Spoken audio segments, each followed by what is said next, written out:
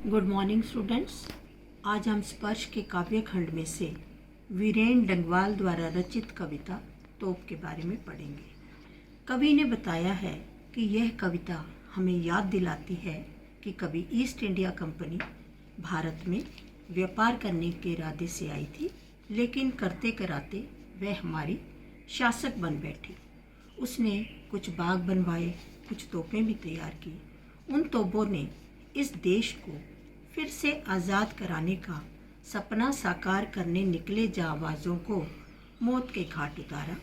पर एक दिन ऐसा ही आया जब हमारे पूर्वजों ने उस सत्ता को उखाड़ फेंका, तोप को निस्तेज कर दिया।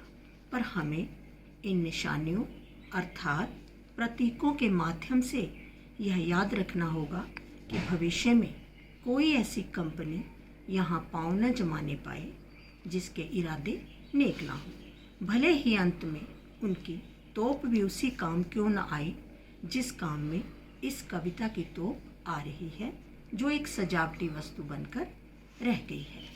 तो स्टूडेंट्स, अब हम कविता की शुरू करते हैं।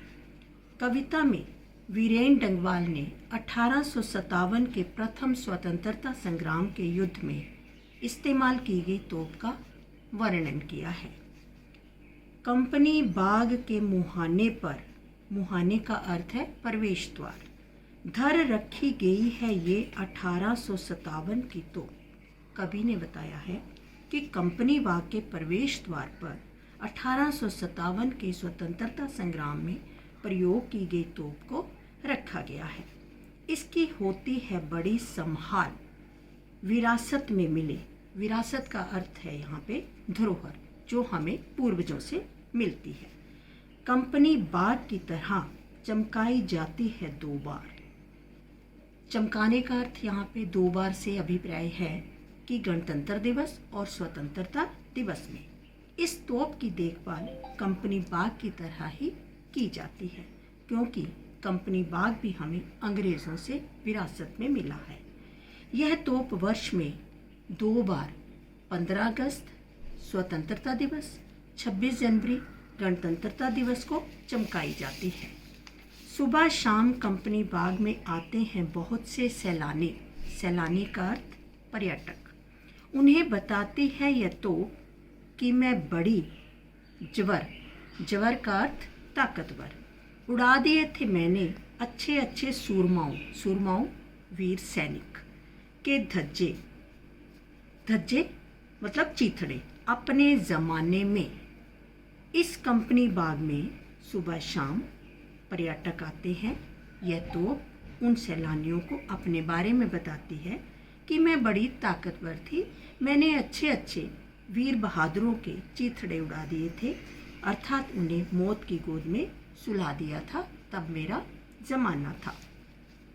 अब तो बहरहाल छोटे लड़कों की घुड़सवारी से अगर यह फारिग हो तो उसके ऊपर बैठकर चिड़ियाँ ही अक्सर करती हैं गपशप।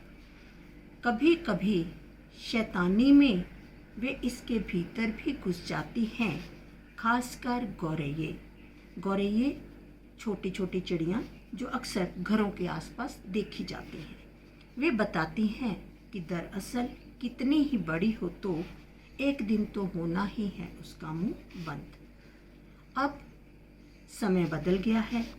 अब तो लड़के मुझ पर, मुझ अर्थात यहाँ पर तोप ने कहा है कि मुझ पर घुड़सवारी का खेल खेलते रहते हैं।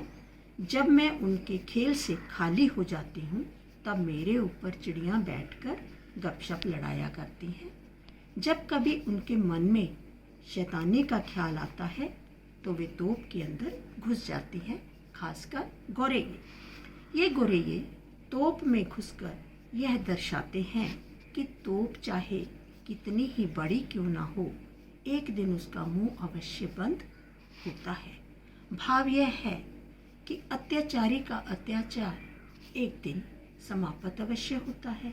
एक दिन हमारे पूर्वजों ने ब्रिटिश सत्तारूपी तोप को ख़त्म कर ही दिया। तो स्टूडेंट्स, इसी के साथ ही कविता की व्याख्या समाप्त होती है। धन्यवाद।